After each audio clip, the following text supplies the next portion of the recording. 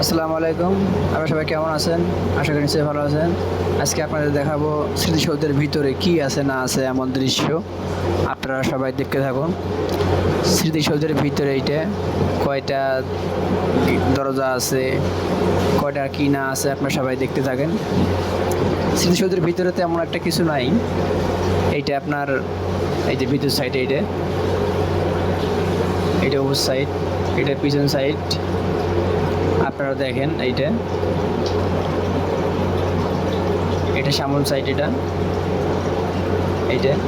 এর ভিতরে তেমন একটা কিছু নাই। এইটা ভিতরে ভিতরে লোকজন হাঁটাচলা করতেছে। এই যে এই পাশে ঢুকে ওই পাশে বেরোনোর রাস্তা আছে, তেমন কিছু নাই ভিতরে, তেমন দেখার কিছুই নাই।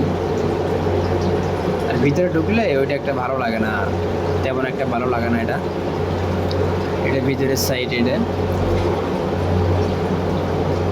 এইটা আবার সুইচ গেটের মতো। এই যে দরজা এইসব, এই যে এটা কিন্তু স্মৃতিসৌধের একদম ভিতরে, একদম ভিতরে ঢোকা।